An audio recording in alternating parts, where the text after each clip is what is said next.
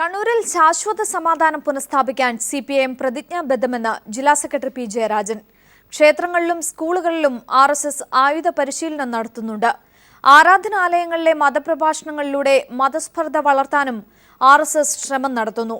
ഇത്തരം നടപടികൾക്കെതിരെ കർശന നടപടിയെടുത്താൽ മാത്രമേ സമാധാനം പുനഃസ്ഥാപിക്കാൻ സാധിക്കുകയുള്ളൂവെന്നും ജയരാജൻ പറഞ്ഞു. ജോഷില നൽകും കൂടുതൽ വിവരങ്ങൾ. ജോഷില, ആർഎസ്എസിനെതിരെ രൂക്ഷമായ വിമർശനങ്ങൾ ഉന്നയിക്കുന്നു. ഒപ്പം മറ്റെന്തൊക്കെ കാര്യങ്ങളാണ് അദ്ദേഹം പറഞ്ഞത്? അഞ്ജു, കണ്ണൂർ ജില്ലയിലെ 25 ക്ഷേത്രങ്ങളിലും 20 സ്കൂളുകളിലും 13ഓളം സർക്കാർ സ്ഥലങ്ങളിലും ആർഎസ്എസിന്റെ ആയുധ പരിശീലനം നടക്കുന്നുണ്ട്. ഇത് 1988 മതസ്ഥാപനങ്ങൾ ദുരുപയോഗം തടയൽ നിയമമനുസരിച്ചും മറ്റു നിയമങ്ങളനുസരിച്ചും ശിക്ഷാർഹമായ കുറ്റമാണ്. അതനുസരിച്ച് രാഷ്ട്രീയ പാർട്ടികൾ, വർഗീയ സംഘടനകൾ എന്നിവർ ആരാധനാലയങ്ങൾ ദുരുപയോഗിച്ച് നടത്തുന്ന പരിശീലനം, പ്രചരണം, ഫണ്ട് പ്രവർത്തനം എന്നിവ നിയമവിരുദ്ധമാണെന്ന് പ്രഖ്യാപിച്ചിട്ടുണ്ട്. ആരാധനാലയങ്ങൾ വിശ്വാസികളുടേതാണ്. അത് ഉറപ്പുവരുത്താൻ ഭരണകൂടത്തിനും ബാധ്യതയുണ്ട്. അതിനാൽ ഇക്കാര്യങ്ങൾ പരിശോധിച്ച് അവ തടയുന്നതിന് ആവശ്യമായ നടപടിയെടുക്കണമെന്നാണ് പി ജയരാജൻ പറഞ്ഞിരിക്കുന്നത്.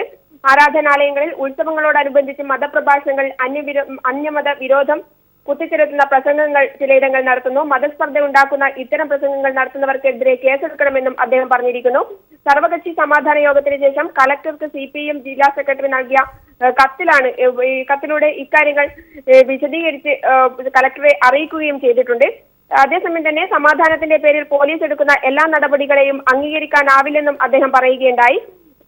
നേരത്തെ പഞ്ചായത്ത് തെരഞ്ഞെടുപ്പുമായി ബന്ധപ്പെട്ട് നേരത്തെ നടന്ന തെരഞ്ഞെടുപ്പിൽ സ്ഥാനാർത്ഥികൾക്കെതിരെ കേസെടുക്കുന്ന മണ്ഡലങ്ങളിൽ നടക്കുന്ന ആക്രമണങ്ങൾക്കെതിരെ സ്ഥാനാർത്ഥികൾക്കെതിരെ കേസെടുക്കുന്ന സ്ഥിതി പോലും SP നടത്തുന്ന ഒരവസ്ഥയുണ്ടായി.